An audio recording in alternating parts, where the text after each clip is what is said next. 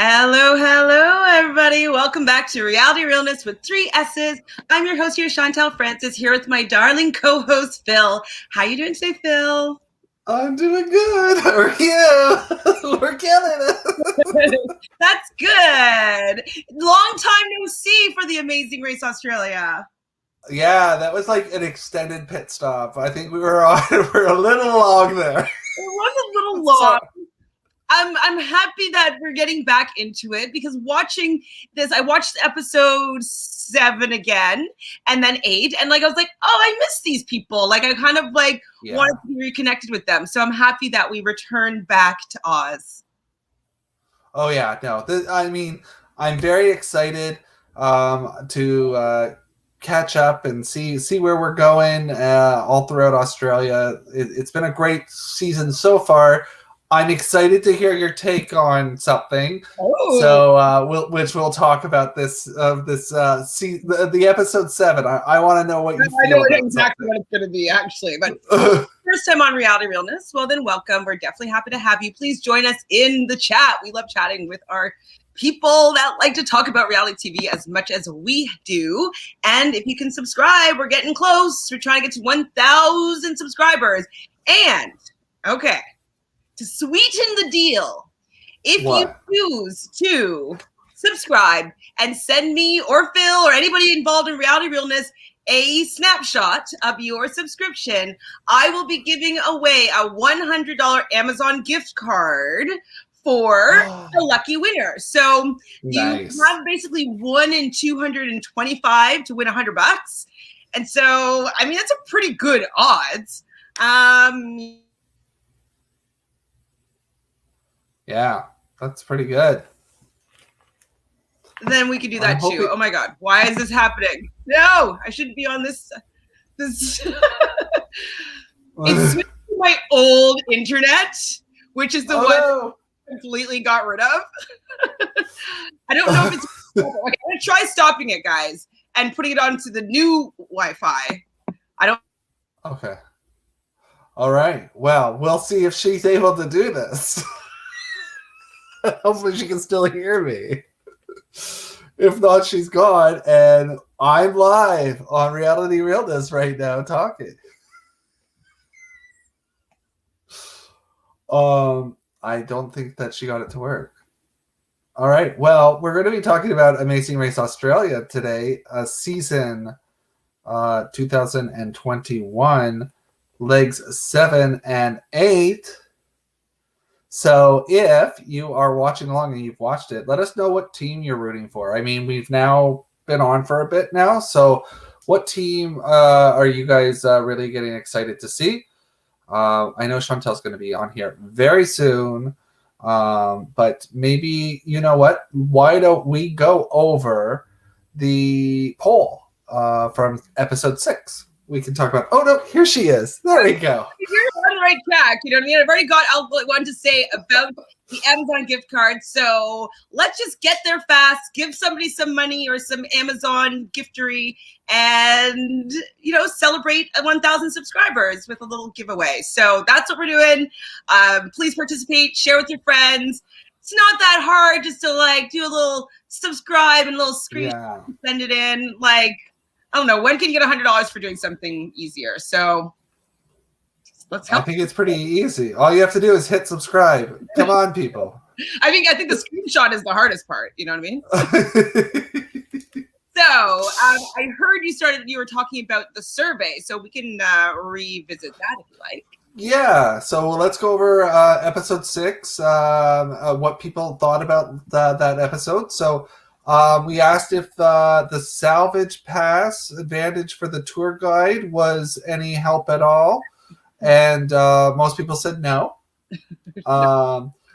Was the sabotage pass of the snorkel mask a strong disadvantage? And most people said yes, it was. They didn't like it.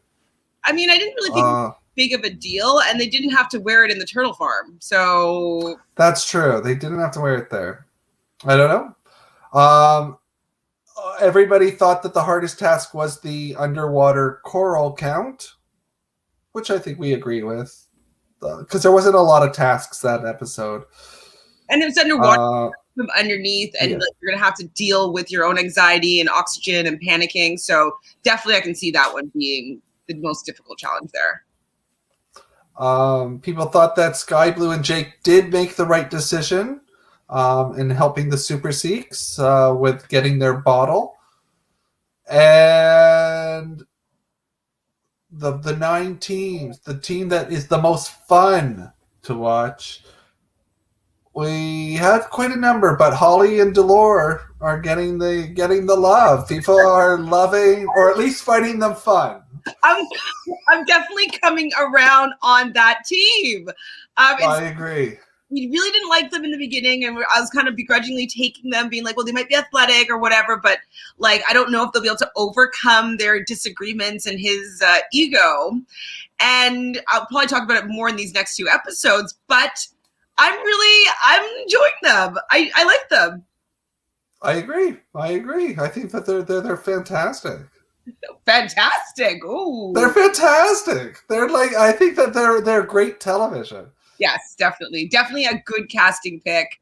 And the more that we're going into it, the more I can see why she likes him and why they're together. It's like I'm seeing their relationship a bit better. So I'm enjoying seeing their whole story arc here. And right now I would love to see them win. Ooh. Ooh. So we're at the Darwin Airport. Darwin? We're at the Darwin, yes. Okay, I was like, I spelled it like Darwin, and I'm like, is it Darwin or Darwin?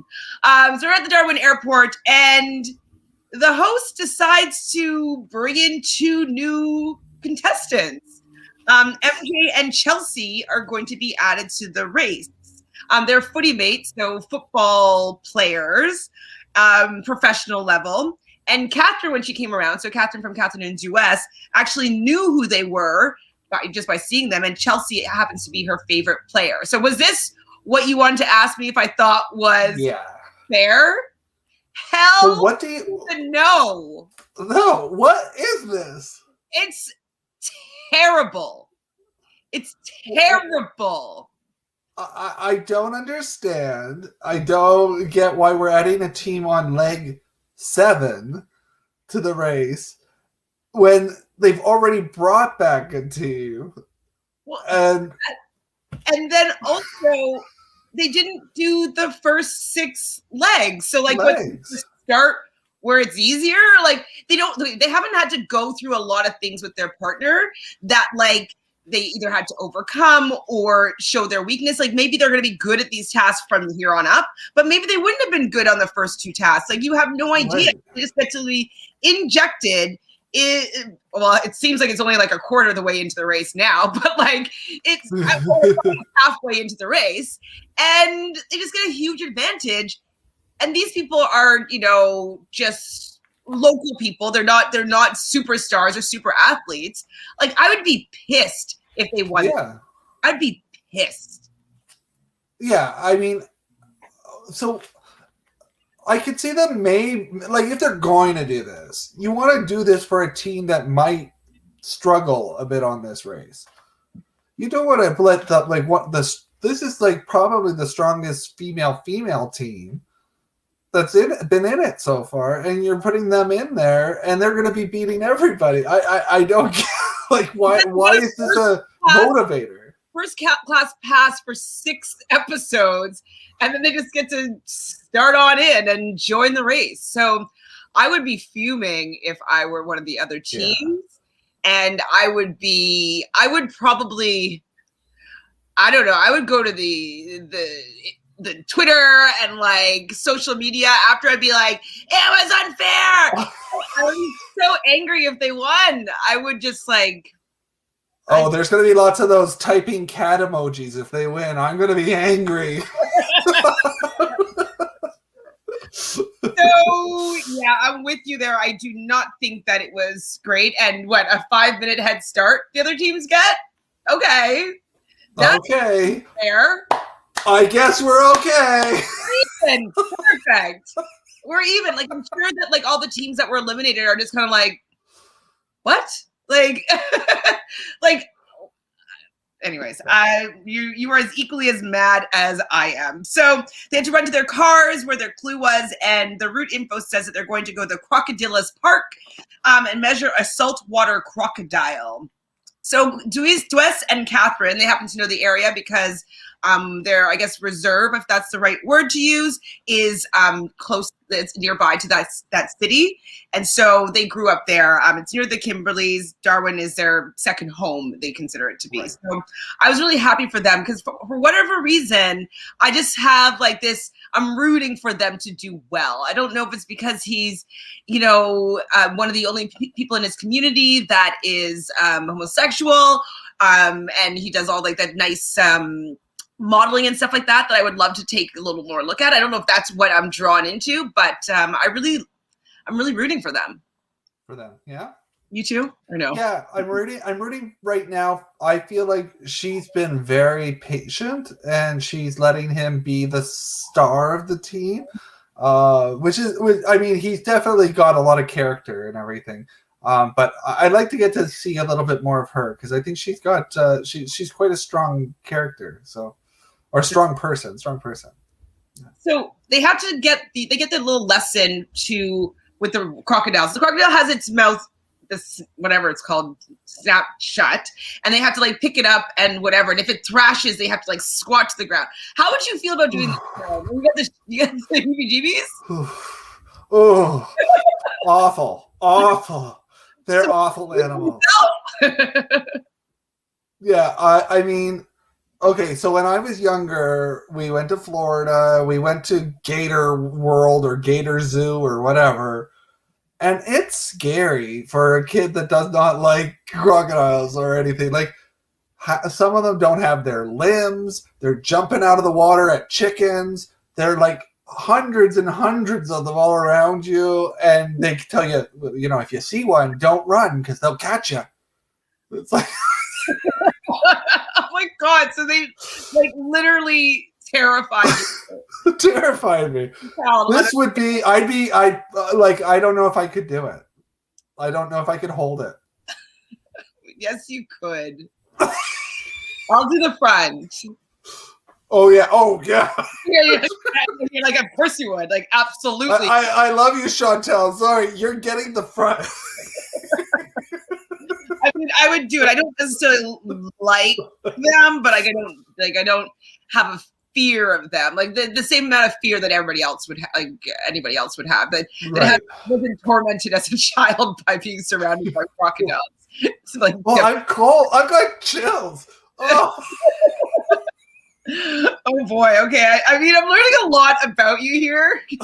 Not just this episode, but like you have a lot of interesting fears. Like what if the task is to carry a crocodile on a bike, like going along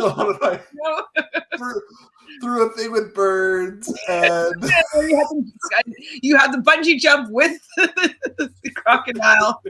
Oh my gosh. So, yes, they have to do this. Dolor is not really comfortable with it. He definitely is scared. Who do you think is more scared of the crocodile, you or Dolor? Oh, I think I'll be nice and say it's me. I think it's probably me. Okay. So who was left at first? Hold on, where did this go? I guess Dwes and Katherine must have been there, done that, and got out first because they get to the detour, which is treat it or eat it. So they either have to take care of these burn, trauma, and snake bite victim dummies, or they have to make laksa, which is the signature dish of Darwin. Which one would you have wanted to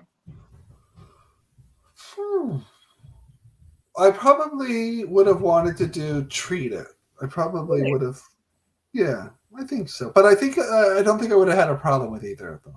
Me neither. Some people had a lot more problem than I was expecting.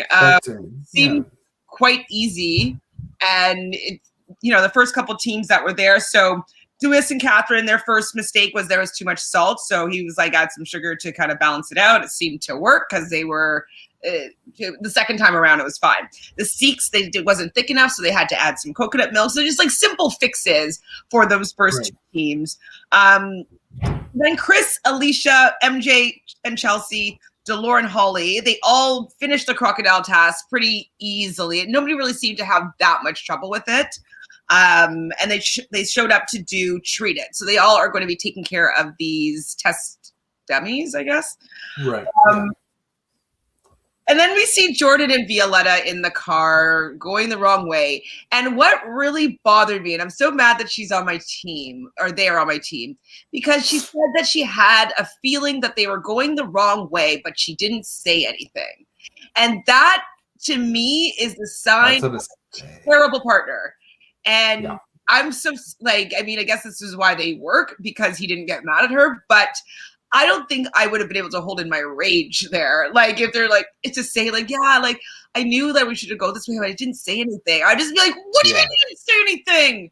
Like, just because driving wrong way for an hour? There's a difference between being a passenger and being your navigator in the car. And on the race, you're supposed to be a navigator. You're not supposed to just be going for a car ride. Well, and I guess because I've had flight attendant training, you're always supposed to be vocal about anything that you detect maybe going wrong or something that's inconsistent. You're always supposed to be paying attention to anything that could be hazardous or out of the ordinary or whatnot. And so maybe I just have my alert is a little bit higher. It actually reminds me of, I don't know why I'm thinking about this, but have you read Outliers? Have I talked to you about this before? No, I haven't read it. I don't know if you've told me about this. Okay, so Outliers, in it, they talk about how in, I believe it was Japan, they had to change their communication style between the first officer and the captain, because in Japanese language, there's a lot of hierarchies in how you address your superiors. And so sometimes the first officer, the co-pilot, would notice something that is wrong or like that may be affecting the flight, but they wouldn't have the correct words to be able to address their captain while keeping their ranking system, as appropriately. So there was many plane crashes that were happening because the first officer didn't feel comfortable in how they were explaining what was wrong with keeping like the levels of like how to speak to your superior. And so they changed a lot of flight terminology to things that are English, because we don't have that class system within our vocabulary. Right. They're able to just state the facts of what is going on in the cockpit, and without feeling as though that they're disrespecting their superior. So that's just kind of what it's bringing up in me right now, is that like, she doesn't have the vocabulary just to tell her superior what is going on to save their life. Right. So right. She needs to figure out how to speak with her partner if she notices something going on. She's got it. Yeah, definitely. You have to. About that. And I was feeling bad though, because Sefa and Jess are in last place at the Crocs. How did they get to the back there? Did they get lost or? I don't know how they got there so late, because they were. I don't know. Time as everybody else, right? I guess like maybe they're maybe 5 minutes behind, but like they're last maybe at this particular point. I didn't mention it, but the Croc was thrashing with the Cowboys big time. I was like, ugh. And Dolor, of course, cut himself. And so Holly had to jump in and take over for like the releasing into the water and all that stuff. Dolor, you're such a success. So what happened next? So on the second attempt with did they do the soup? Dwes, yes. Dwes and Katherine, yes. They got it on their second attempt. They're very comfortable with his food preparation. They know the area. So they were good to go, and they were out pretty quickly, which was great. And they're going to be going over to the roadblock. So the roadblock is who is the sharpest. So who's the sharpest, me or you? Oh. Well, did they see what it was? I think all they thought was who is the sharpest. Sharpest. Well, that could break up partners there. But just with that, who's the sharpest? That's something like, okay, you're the sharpest. You're the sharpest. I mean, I'm gonna remember like listening to words like that, because if it's sharp, like you know what I would have said at this point, because honestly, I would have still been freaked out for the day. If I saw the word "who is the sharpest," I would have said, "You're doing this," because all I would be thinking about is teeth. Oh my god! So for sure, it would be you doing this. Man, okay. I'm doing, but I'm doing it. So basically, what they have to do is they have to swim out to a pontoon that's like in like a swamp full of crocodiles. Oh my god, you would have hated that. I'm freaking out. I don't like. There must not have been crocodiles nearby. Like, how do they? It has to be an area where they're going to be safe. Like, they can't do that. I would hope. By a crocodile. Like, that's just not a thing for the show. I don't think. That would not be a good thing for the show, for sure. Okay. So they have to swim over to a pontoon, retrieve a knife, swim back, and then they have to throw the knife at a board and have it stick. The problem is I've done axe throwing, and I'm not very good at axe throwing. How are you at axe throwing? I'm okay. I'm not. Ron is fantastic at it. I am okay. Can we swap out partner at one point? Maybe. Yeah, he doesn't have all the issues. Okay, Ron. Ron's doing it with me. Yeah, so they have to hit the target with the knife. So that would be, I think, would be the hardest part, even though it seems like the knife is sharper than an axe is. So a lot of people, when they're throwing it, it's stuck more easily than I think an axe would. But the distance was quite far. And I would have thought that maybe they would change the distance from male to female. Like, it seemed quite far for some of the women to throw. How do you think about that for fairness? It's tough because the race, I think, it's one of those questions where we need to look back after we see some of all the tasks and go, should they have made it that way? Because sometimes, then there might be tasks that might be easier for people to do, for women to maybe do. It did seem like a far throw. Really far. Really far. So Holly and Dolor over at the Treat It, they think that they got their patient all gauzed up, but their first try, they fail. MJ and Chelsea named their dummy Jemima, and they get it on their first try. So I'm like, oh man, if I was one of those other teams, I'd be pissed if they're out fast. Like, oh my god, it's so annoying. Chris and Aleisha get it on their first try, also with the patients. The Sikhs go over and they're doing the Eat It. And so they get the laksa on their second try. And then we have Ashley and Amanda, who aren't as well versed in the kitchen, cooking some of that laksa soup. They had 8 tries until they got it. What did that taste like? Like, how is it so bad? Yeah, and it was like instantly. She's like, no. So it's like she knew, like, or they were like, they must have been missing something. Like, holy moly, not good enough. Yeah. But, couldn't they have tasted hers and been like, oh, this doesn't taste the same?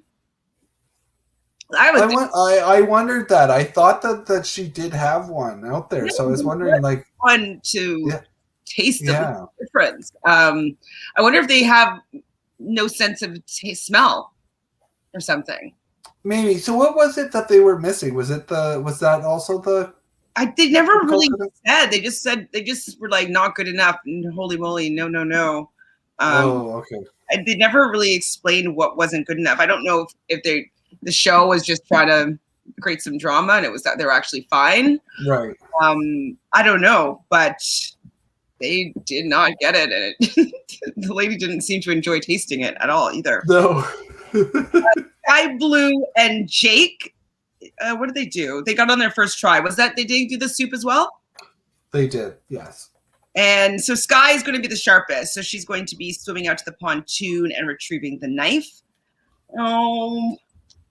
And so Dwes and Katherine are over, and Dwes is the one that is the sharpest. He's the one that goes over and gets the knife, retrieves it.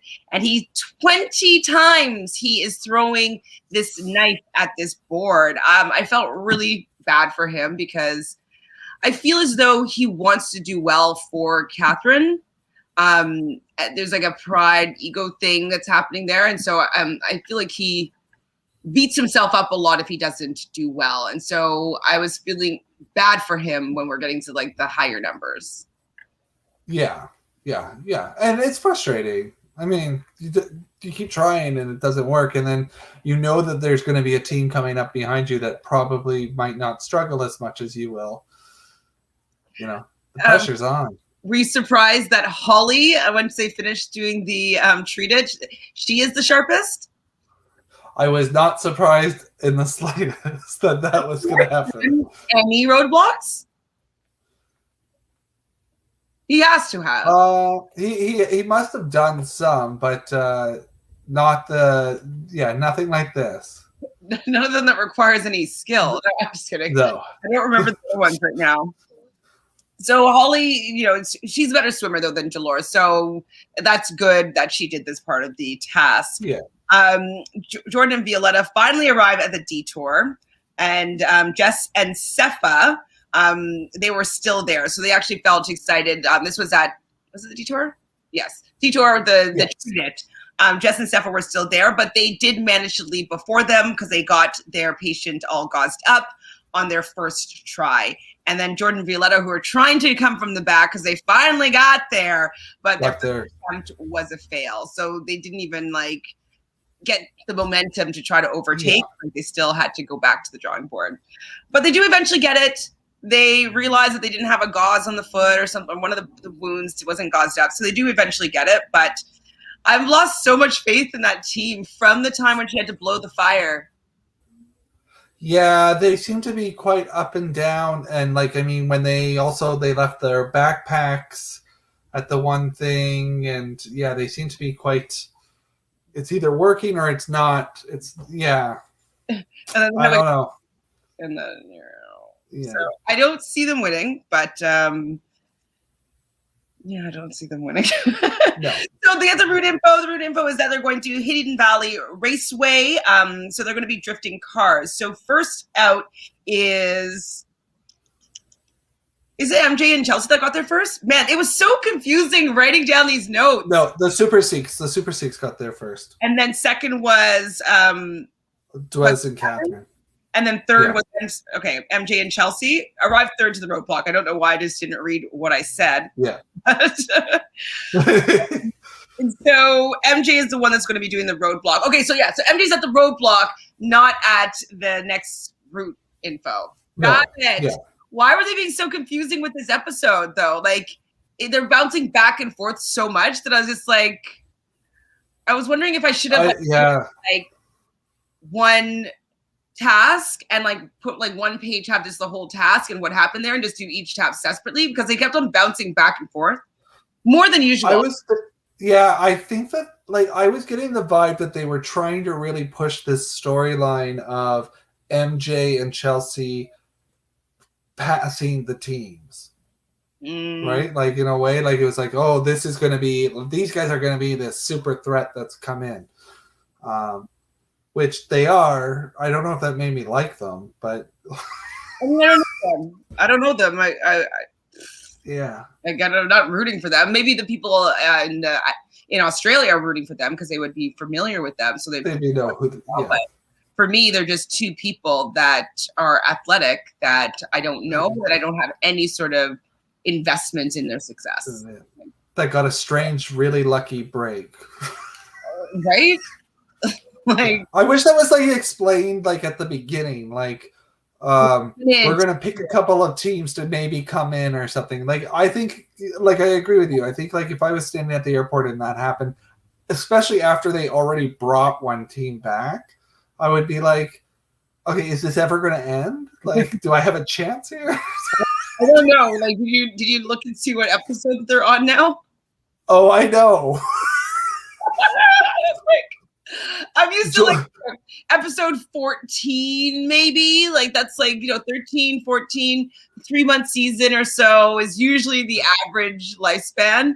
And I know that in other countries, they tend to be longer, but like, it's at what, 21 or 22, episode 22? I think I saw 25. I think I saw 25. 25 episodes. Like, do more people. So me and you are going to be wrapping up at Christmas. We'll be wrapping this season. Like, actually, though, if we did one episode a week, that would be 6 months. That's it. That's messed up. I didn't know that it was going to be such a big undertaking. No, they didn't think about us when they filmed this. No. We're going to have to do like 3 episodes. Like, just so many. Too many. I was like, they don't have enough people playing. It's 10 teams. Not even, I don't think. Okay, so at the Hidden Valley Raceway, what they're going to be doing is holding a fishbowl while the driver is going to be drifting. And so if the fishbowl that has water in it and a fish, I believe, goes below a line, like a marker, after the drifting around the track happens, then they have to go to the back of the queue and do it again.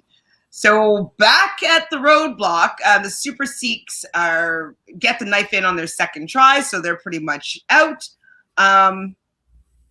Chris and Aleisha 4th at the roadblock. Okay.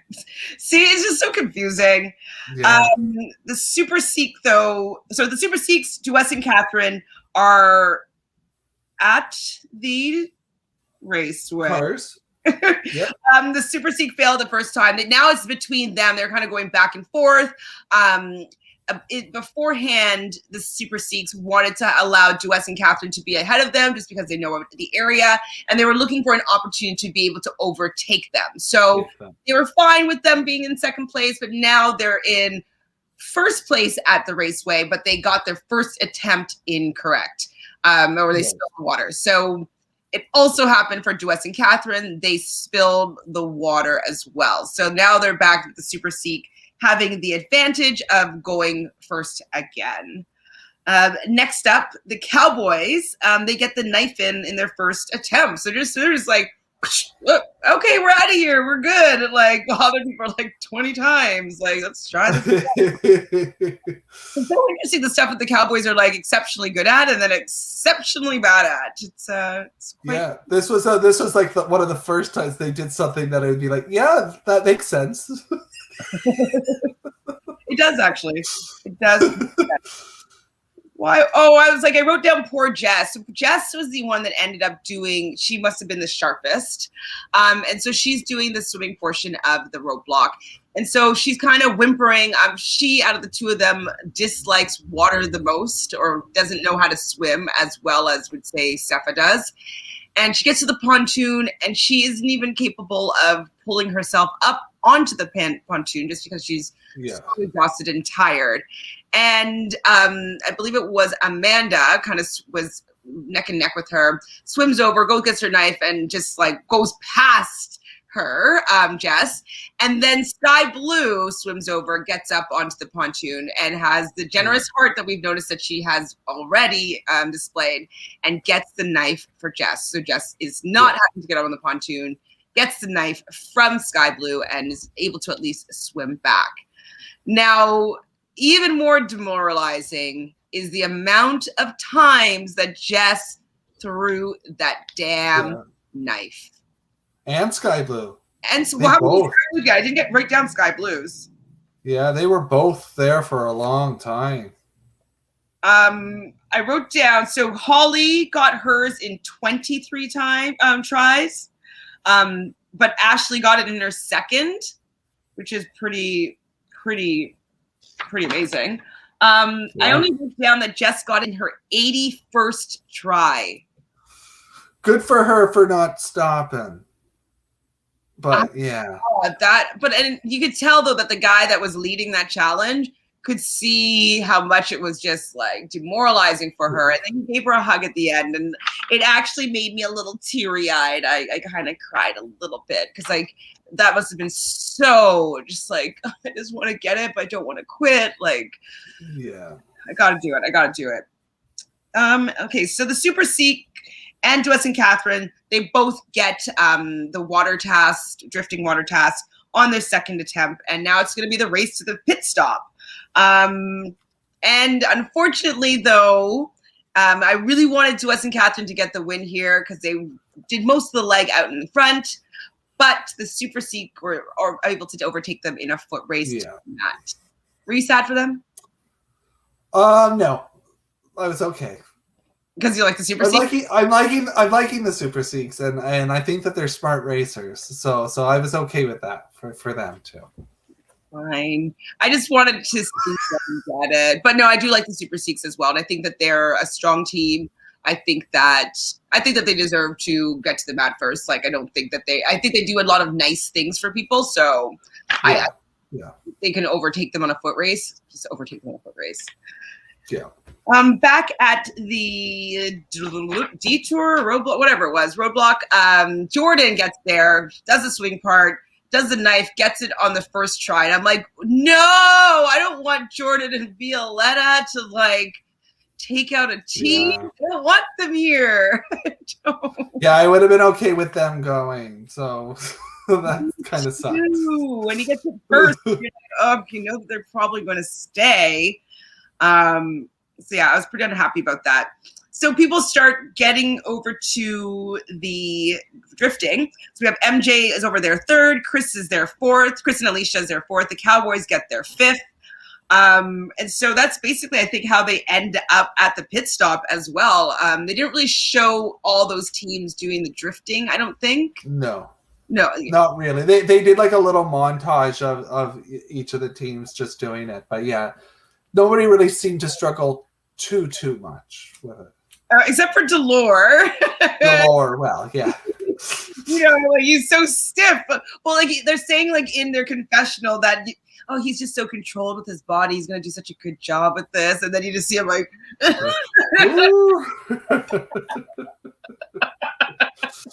You know, they set up those shots. So funny. And then you see like the Gold Coast girls, though. They're in about sixth place, and they're just like da da da da da da. Yeah. And the opera music playing about how easy it was for them to like control this fish. Well, then you see Dolor. Like, Dolor's water, like. It was definitely a nice edited scene there.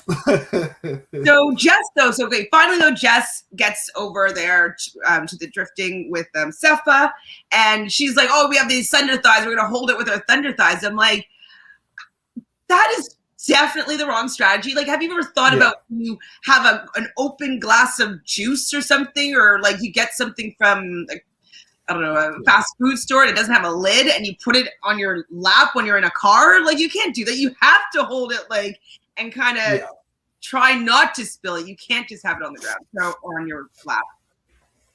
Yeah, that was a bad decision. Like, and I felt bad because they had caught up. It felt like they had caught up. They had a chance. Well, why? I just would have not have had that thought to put it in my thighs. Wow. No. There's no part of me that wouldn't want to be like, you know what I mean? Like, I would just need to watch it. The only other thing that I could have thought of that might have worked would have been if you could have held it up to the ceiling and just kept it on the ceiling, the lid on the ceiling, so that the water, and then like move it. But I don't know if you're allowed to do that, and also you'd be moving too. Like, I mean, something right all over you. But yeah, I definitely was like so annoyed that was her strategy for that part, because if she just had thought of, or both of them had thought of, just keeping it in their hand, they might have had a better chance at keeping more liquid in, because they had quite a lot of room. Like, it was about this much liquid that they were able to spill before it got to the line. So choices. So Skye-Blue get it on their 7th try. Is that that was this one, right? Or was it? Yeah.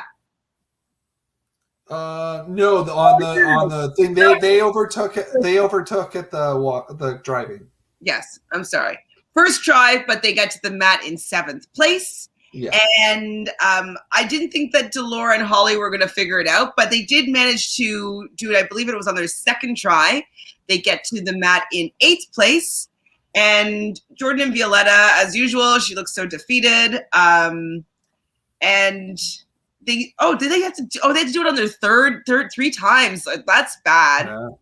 Yeah. So, it was close for them. Man, they I almost really got eliminated.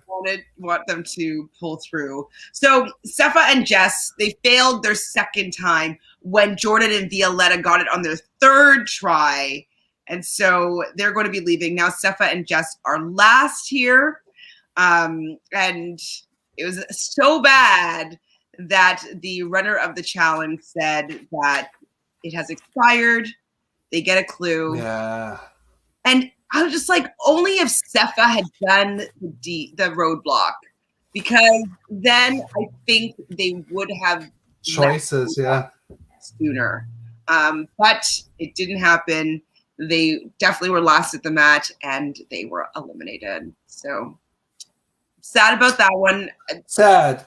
I like them because they were one of those teams that like brought comedy to the show, were willing to make a little drama.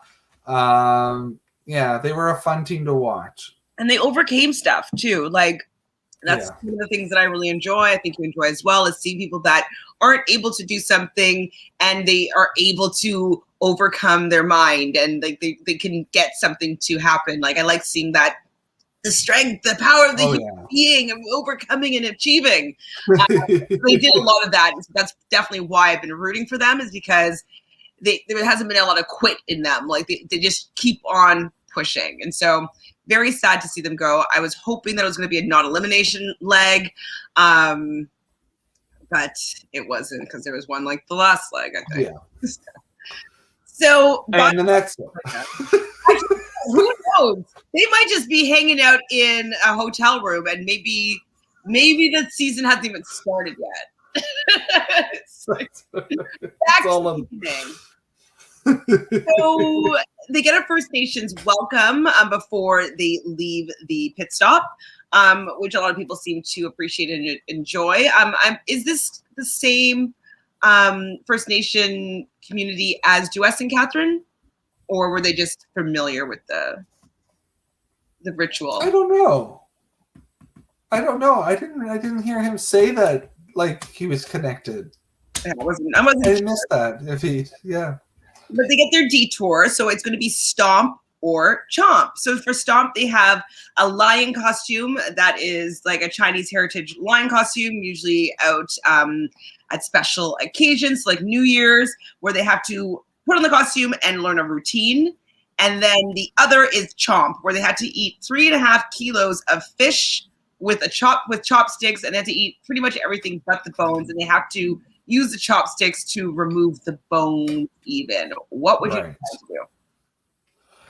Reading that and seeing the things, I funnily would have picked, because I don't know if you know this, but I like food.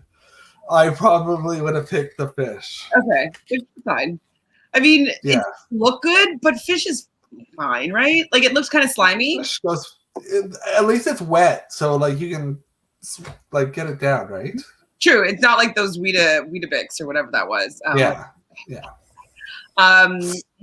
guess. Well, I would have wanted to do the other one because it seemed quite easy. But what were your dancing skills like, Phil?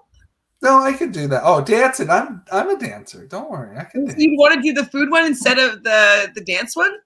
I actually didn't think that either would be that bad. Like I was like, oh, that would be good. But I mean, I could do both. I'll do both of them. Oh, maybe there's just a U-turn for you on this one, just to get both experiences. So, I mean, I don't think I would have minded either of them. I'd probably have gravitated towards Stomp because it just seemed like skip to the left, skip to the right, up and down, up and down, put my hand out, grab something, like it didn't seem really. Yeah, it didn't seem like much. So, but most people, other than Skye-Blue and Jake, went to the Stomp, which I was surprised by because it didn't seem like that many people would be that coordinated. So I thought that more people, like maybe the Cowboys, I thought that they would have gone to. Yeah.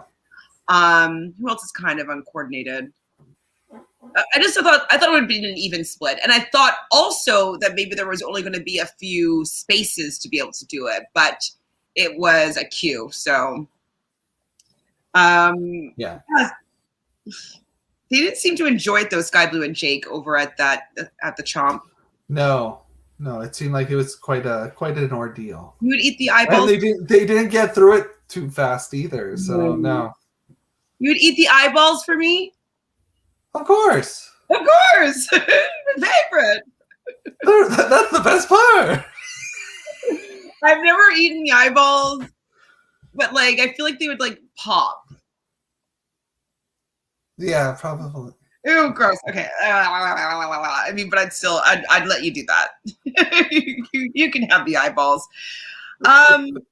Okay, so I was getting upset and frustrated for Katherine and Dwes in this situation because they were having a communication breakdown times 10.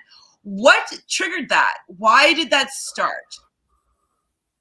They both sort of said something to each other that I think like made them imply that like one was like, I can't make all the decisions. I think Dwes said that like I'm making the decision, I can't do everything and all this, but then at the same time said, well, you go in the back. Like it wasn't like they didn't come up with a plan right from the get-go of who was going to do what, and it was sort of they were snappy at each other. So it was a bad start to the morning. I think they may have been rubbing each other the wrong way right from the get-go. Yeah, I guess so. I mean, spending that much time in pressure cooker situations, stress, like don't want to give up, but then not communicating. Like I can see how, especially if it's somebody that you're super close to, it could be just like communication breakdown because you don't have to be polite. Sometimes having a teammate who is not someone you know might be better. You obviously have seen the blind date season, whatever. So I found that it was surprising how well some of the teams that didn't know each other worked together is because they had to really communicate. Like, so what are you good at? What can you do? Are you capable of doing this? Like, and you had to listen and be like, okay, I think that I could be good at something like that because they don't know you and they can't really. You have to still be polite and ask the appropriate questions. So I think that sometimes we take for granted our partner when we know them so well. And I think that's kind of what happened here. Definitely. Yeah. It was completely two sides going the wrong way. Oh, it was really sad to see, though. I really did not like how this was going because I'm rooting for them. You know this. So the Seeks, Dolor and Holly, and the Footies all failed on the first attempt, but Chris and Aleisha, they're panting, but they did it pretty well. First try, they're out. Woo-hoo! First number one draft pick, wasn't it? Yeah, and I've been really liking them this season, even though they're quiet. They seem to do really well at the tasks. So I'm happy. But I feel like there's going to be some more food tasks that are going to come to stump them, you know? That's true. So the roadblock is who's got a sinking feeling? Who, you? Yeah. I'm okay in the water if there's no crocodiles. Okay, you be doing that one because I can swim. Like I've taken swimming lessons in my lifetime. I don't love swimming unless it's a swim up part. Yeah. Like, I don't. Like I usually don't want to get my hair and makeup wet. You know what I mean? So like that's annoying. But like on the race, whatever, I'd be fine. But I don't like feeling like I don't have air. And I think I told you about my terrible skydiving or whatchamacallit? Yes, under the water scuba diving things, and it's a terrible experience. Yeah. I just don't like the feeling of not having enough air. I don't know if I was like buried alive or something in a past life, but like that bothers me, that panic. And so I would want you to do that, especially when we learn that they have to hold their breath underwater with a blindfold on and in a simulation that's like a helicopter that went down and they flip it upside down, and then you have to release yourself and swim out to the top. So I think I could do it if we both had to do it, or if I picked that one by accident, I would be able to do it, but I would rather you do it. Yeah, and I think the lesson is don't go in a helicopter that goes over water. Oh my God, I was in a helicopter. Have you been in a helicopter before? Yes, yeah. And really quite scary. Like, I'm not scared of flying at all. And I wasn't fully scared, but I was like, okay, I could see how I could die here. Yeah, I could see how this could be a thing, because it's like it just goes and you lose like the gravity, like you just kind of drop in like little air pockets. And it happens often, and so like it happens on planes all the time where you hit an air pocket and you kind of sink. But there's a bit of a secure feeling of like the vessel that you're in, but you just feel like a little like, you know, feather in the air when it drops in the helicopter. And I'm like, yeah, I can see us going down. I'm like, oh, is this it? Oh, yeah. Is this how I'm going? Yeah. Because like a helicopter, like even when it flies, it's not like it's going straight. It's like... It's so scary. When I did it though, so a friend of mine, her boyfriend has a helicopter and his license and whatnot, and we were in Whistler, and so he's like, "Yeah, I'll give you guys a ride back from Whistler to Vancouver." And you guys, I'll give you a tour of all the mountains. And I was like, cool. I was so excited. Cool. Like, oh my God, am I going to die by crashing into a mountain? Like, is that black bear? I'm like, And so, I mean, it was gorgeous. I have some really good pictures of me not looking scared. I wasn't scared, but I wasn't sure if I was going to make it, you know?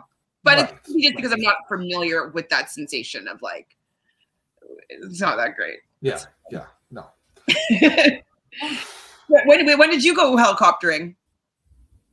I've gone like up north at like when we go to cottages, like those ones, or we've gone on helicopters or those the planes, the small planes, the seaplanes. I don't mind small. I don't even mind small rickety planes, you know. But helicopter, I would still do it again, but I would probably still think that I'm probably gonna die. They're just quite a scary feeling. So I'm like, oh man, Dwes is having a meltdown, calling her dramatic. Wait, she called him dramatic. He's like, if you don't apologize, I'm not moving. So he just like storms out. They only tried the task once, and she said something when they were going to go back to do a second attempt that he didn't like, and stormed out, sat on the curb, and he's like, I'm not saying anything. He kind of like was a little bit rude to the camera guy because he's like, I'm not talking. Like, he's mad. Yeah, it's like, okay. So he just wasn't moving. So we have Chelsea and MJ, who was surprised. They didn't show the whole dance, but they got it on their second try. But then getting to that roadblock, seeing them people doing it, it was terrifying. That was a scary, scary one. Yeah. One thing that I would be familiar with is, though, I know how to use those type of harnesses, because that's what you use on the plane. So at least that would be familiar to me, like getting out and then swimming out. Like, that's pretty natural. But the flipping upside down underwater and the cowboys. So I thought that there was one cowboy that was good in the water, and the one that did that other task a couple episodes ago was the bad. Was the other one who said he was bad, but then this one was like, I don't like water. I'm like, okay. So that guy is going out there to do like, I even wrote down, I'm like, oh, why did the wrong cowboy do this task? And then we learned a little bit later that both of them are, well, one of them they hate the water. And the one that did the task not well, unfortunately, is the better of the two. So I was like, oh, okay. So he panics a little bit underwater and he has to be rescued. But I was impressed that he did go back and try it again. So to be honest, to go through that and to not do it well, that's got to be quite a bit of nerve to go back in a second time. Because, like, you're feeling like you're dying. Like, I mean, you really have to, like, that's mind over matter big time. And really scary. And that's one of the parts that I didn't like about scuba diving was that I had to overcome that mind part of me thinking that I was going to die underwater, you know? Yeah. And then I was like, oh my God, but if I keep on thinking this, something's going to happen to make this happen. I can't be thinking this. I'm like, you know what I mean? Like, it's so much of a mind fuck, and that's not enjoyable to me. So this, at least it's quicker, you know? Right. It's like, right. Okay, I can get out of here. Get me to air. Rather than down like 50 meters, and just like, God, this sucks. So Aleisha is doing this task, and she's not a big fan of, you know, holding her breath or being underwater. Like, I didn't know as many people were afraid of this as there are. Oh yeah, but yeah. It's not something I enjoy. And so when she does it, though, she gets out of there, and I actually really got emotional for her because so did I. He overcame something, and he was really proud of her for doing it, and she didn't let her fear stop her, and that's what I always think is really moving and what I like about seeing these reality competitive shows. Yeah, it was really nice to see, and I feel like I felt it both ways. Like, if they failed, people failed, I felt really bad. Like, because you know it was tough, and then if they did really good and they were able to do it, I was like, holy cow, like that's huge. So that was a good task. It was definitely a good task. It definitely pushed people to their limits. When I was talking about the Cowboys, though, my note is actually they got their first attempt at the dance, which I was really surprised by. Oh yeah. I was like, well, the Cowboys got some rhythm going. Okay, surprise. And Chelsea, she's from the footies team. I'm like, who's Chelsea? The footies team. She does the underwater task and she gets it on her first try. She didn't seem to have any trouble. Was she scared of water? No. Not that we know of. No, I don't. I think she was okay. So the route info is going to Humpty Doo Barramundi Farm, where they're going to have to catch a fish with their bare hands and put it into a net and then return it back to water. Not a very difficult task, it seems. But you have to decide, though, who's going to grab the fish and who's going to hold the net. What would you be doing? I would go in, like, grab the fish. Really? What if there's crocodiles? I would. There's no crocodiles in that little pond. I know there's nothing. I could do it. Well, I think it would be good because you have, like, your hands are bigger. So, like, you'd be able to probably, like, grab it. Yeah. I guess. But I don't think I would mind doing either. It's not that difficult. So after the Cowboys, they actually ended up finishing it. They get to the underwater task. They failed the first time, so they had to go to the back of the queue, which is also another thing that sucks, is a lot of these lineup tasks, you know, like you don't do a wall, you have to go to the back of the line. Yes, it happens in All Amazing Race, but I feel like it happens a lot on this season. I think I would rather tasks where they are forced to go into the other side as opposed to, like, waiting in line for their time, you know? I know this isn't a roadblock, but, like, I don't know. I don't want to go to the back of the line. Like, let me just try it again.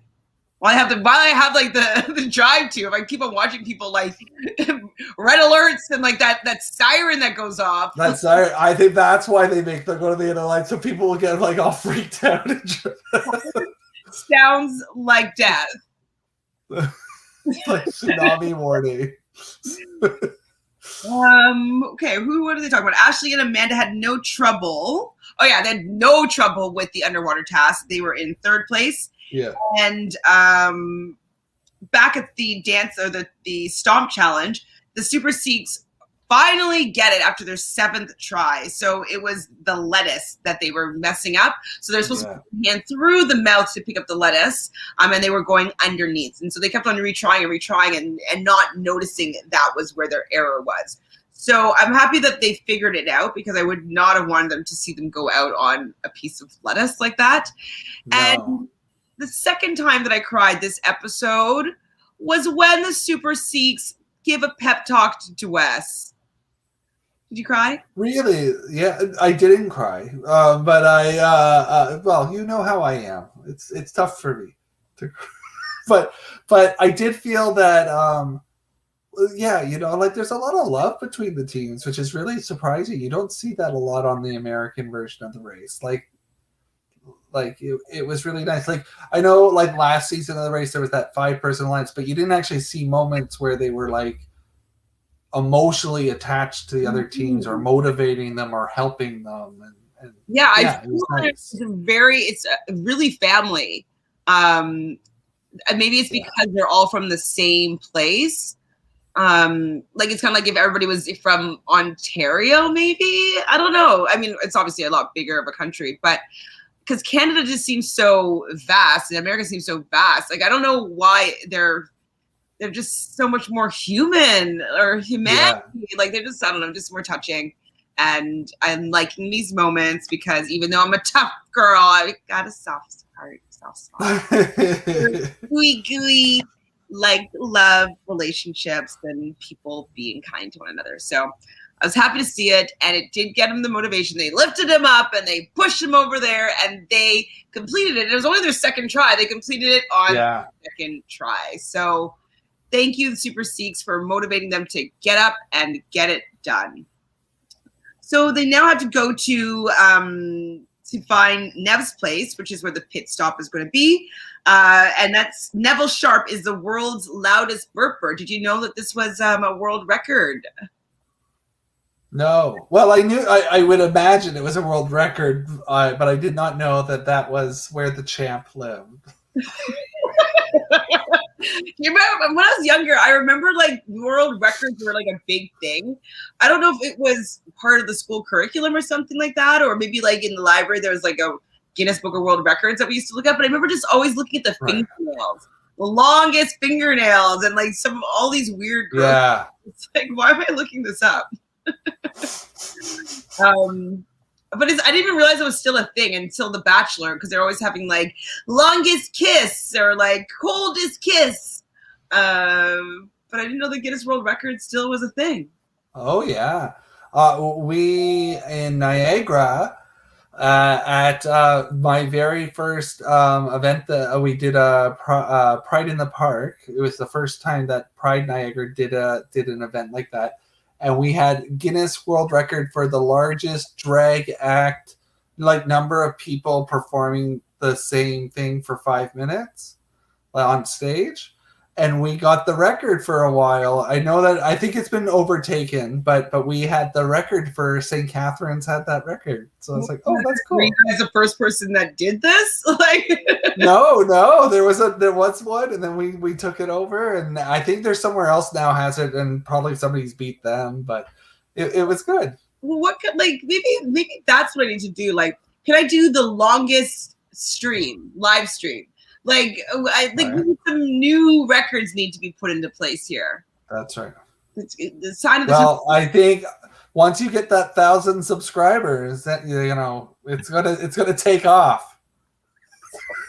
Then we're gonna make you like podcast forever. If we want Chantele to break a record, we need 1,000 subscribers. Okay. You know what? I'm actually gonna take a look on the Guinness Book of World Records site just to see if they have anything now for streaming or whatnot, and see if maybe there's a record that we can there you go. Together. Oh, wait a minute. I'm kidding. I wouldn't rope you in unless maybe I'd have to have a Rolodex of people. Like I would stay on the whole day, but maybe people would come and pop in and hang out or something. I don't know. I think we're onto something though. Yeah, that would be great. Because I have seen people do trying to get to not getting off this stream until I get to a certain amount of subscribers. So I have seen people do that before. So We'll see. We'll see. So we got to the loudest burper. In first place, who do you think is in first frickin' place? I know. I roll. This is awful. I roll. I'm not feeling this. I'm not feeling this. No. So MJ and Chelsea get the class pass. And then with the class pass, so they haven't been on this race for 6 legs. They come on the 7th leg. They stay in the race, whatever, do a good job.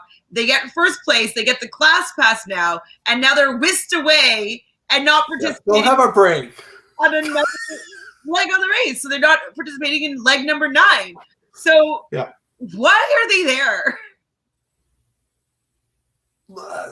And they can win this whole thing. I don't get it. Why they don't need a break? They haven't even done anything yet. So they get to just rejuvenate and just come back in strong and then beat them again. I don't know. Exhausted these poor people.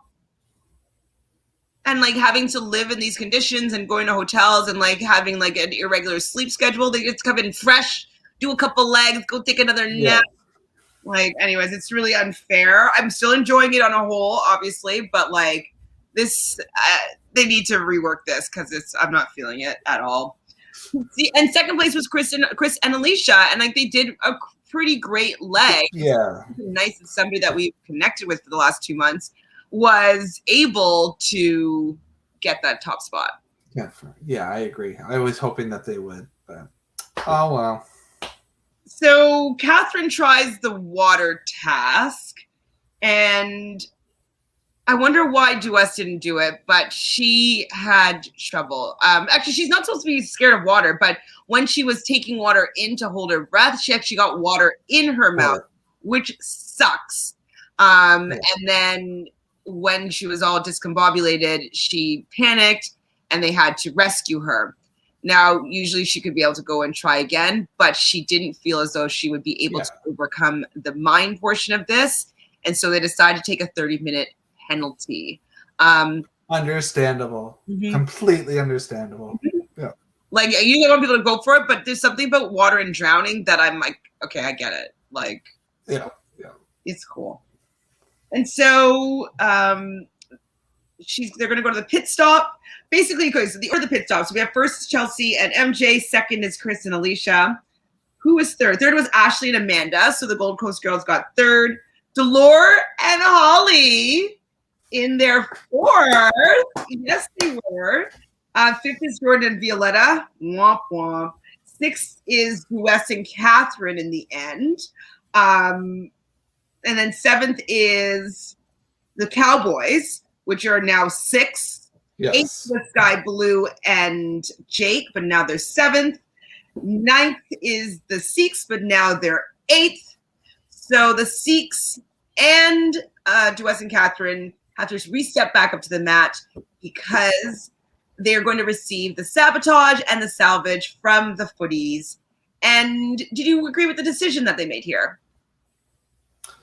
Well, I mean, they're playing a different game. They haven't bonded with all of these other teams, so they've got this make a decision. Everybody else so far has said, well, you were last to get to the mat, so this is the fair thing to do. But I don't think that was what they were doing. I think they know which team's stronger, and they sabotaged the team that they felt was stronger.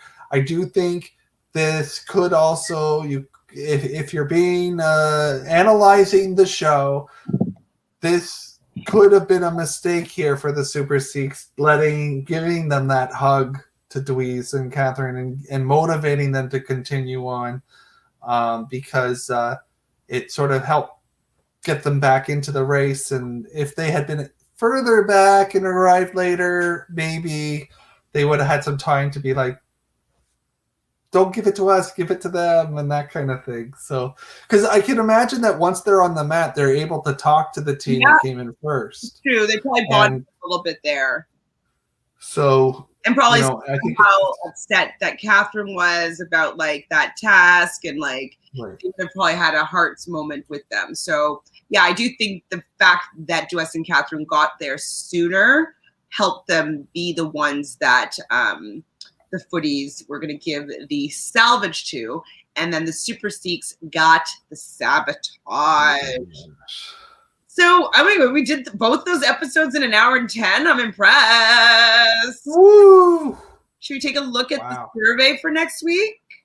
Or this week? Yes. So if you're watching this, fill out the survey. It's in the details here of our video. We want people to answer and let us know what they're thinking. And comment as well, right? We want people to let us know who they're cheering for. Yeah. Who are your favorites? So here are the questions from like 7 and 8 that we want people to know.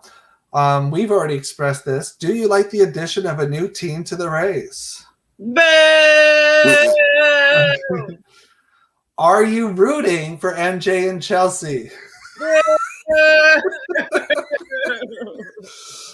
On a scale of 1 being low, 10 being high, how afraid of crocodiles are you? 5. I'm indifferent. 28. Really? Okay.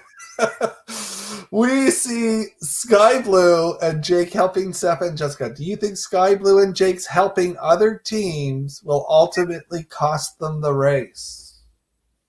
I'm going to say no. Because the thing is, though, with how they do it, they're just very kind people. And I just feel that nobody's going to want to U-turn them, really. Like, I just don't see people retaliating for anything that you do in a negative way. And so if you're saying ruin the race by one of those teams maybe overtaking them or like, doing better than them, maybe, but they helped the team that went out, and so that didn't really happen. And so I think that their kind nature, things are going to shake out the way that they're supposed to be. And I don't think that they're going to be penalized from game. And you and I know though that they show that stuff, right? They show that stuff for a reason. So maybe this is part of their storyline of how great and nice of a team that they are, and that they win. Like that maybe they do well. I don't know. I don't know if they win, but maybe they do well in this. Well, we haven't seen necessarily the payback or the payoff for them helping the Super Seeks, right? So maybe if the Super Seeks win, then we can say like, oh, maybe they shouldn't have helped them leg 6 or whatever that was. Maybe. But leg 6 when we're getting up to like leg 25 apparently. And who knows? They probably got like a busload of people. Skye-Blue and please Jake, just help me. I can't do this leg anymore. This race is so long. How long was he traveling? Like 2 months? I didn't even know Australia was that big. I mean, I guess you can find a lot of things to do if you were in Canada. Just like sugar shacking and ice fishing and dog sledding and build an igloo and go to the Eden Center. Go to the Eden Center. Count the birds. Like, who across Canada. So I guess so. There's multiple terrains, kind of. Who was in the wrong in the fight between Dwes and Catherine? I think that they were both in the wrong. Yeah, that's an option. Oh, it is? Okay. Because Dwes was saying that Catherine doesn't speak to her or speak to him and that she doesn't communicate, but he also doesn't communicate well. And so I would have been pissed and probably not wanted to say anything to him either because he kind of snaps and blows up. So they weren't taking into consideration how to speak to the other person, like if you want someone to be able to communicate with them, you don't like bark at them. Right. And so I think they're both in the wrong. They weren't being considerate of each other. And I think that they allowed themselves to have a temper tantrum. And Catherine's is just a silent temper tantrum, but she was still having a tantrum. She didn't go and apologize. Would you apologize? Yeah, we didn't even know where she went. Like, she just sort of took off for a bit. Would you apologize, or what would you have done? Yeah, I mean, I would hopefully not be in that situation with my partner. I mean, that would be tough. But no, you got to keep communicating. You've got to. I mean, it's okay to have a couple seconds of rest, but in the race, you've got to be like, okay, we'll talk about it later. Mm-hmm. Kind of like let's remember what we're doing this for. Mm-hmm. Yeah. I mean, I wouldn't have gotten there, but if it did, I would want to win more than I'd want to be in a fight. So, right. Which task did you think was hardest? But in leg 7 and 8, you get to pick one. What one was the toughest? Whatever that flippity flip thing. That's terrifying. Terrifying. I agree. Agreed. On a scale from low to high, how much harder does Amazing Race Australia compare to the original series? I don't know if it's harder because I feel as though the tasks are more basic.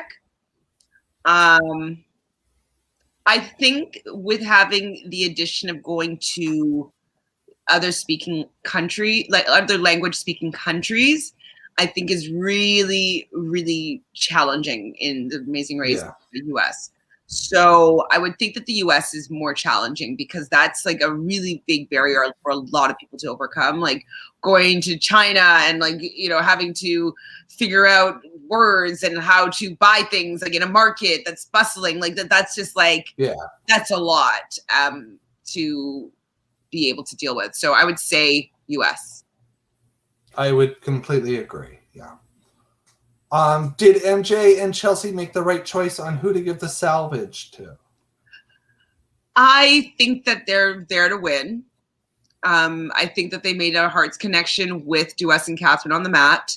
Like, well, they were with them for 30 minutes, you know, 27 minutes. And so I understand why they made that choice. I probably would have done the same thing. I don't think my heart would have been able to give the sabotage to Dwes and Katherine. I don't think. So I think that they made the right choice. And I think that it didn't seem like the Super Sikhs were that upset by the decision that was made. And so they seemed okay with that. And your last question. With the addition of a new team, which team are you rooting for to go all the way? I think I'm rooting for Dolor and Holly. And then second, I think Dwes and Katherine. Oh, wow. Okay. Wow. You really... I do love them. What about you? What are your top two? I do actually kind of agree that Holly and Dolor are on my list. And right now, I don't know why, but they are. And I think I'm liking Chris and Aleisha's relationship, and I think that they're a strong team. They're a strong team. I don't really care about them though. No. You know what I mean? Like they're okay, but I'm just kind of like I get really happy when Dolor and Holly do well. But yay, good job, guys! Yes, you know, like so. I'm rooting for them. Chris and Aleisha, I'm like, okay, good, yeah, you did well, good job. Yes. MJ and Chelsea, I'm like, okay, good job, cool. This may all change in 20 episodes, or when more teams show up that we don't know. Well, I mean, that was so fun though, getting back into the Amazing Race Australia. Do you have anything that you're working on that you want to share with the people? Nothing too crazy. You know, I'll always promote Good Time Games with Adam and Phil. Check us out on Facebook. We have lots of fun games packages that people can do online with their friends. We have a fun online strategy game called Tag that we do once a month, as well as Wild Card Nights. So check us out on Facebook. Yes, please do. I'm probably going to sign up for one of those soon because I love playing games with you, Phil. So wonderful. Fun times.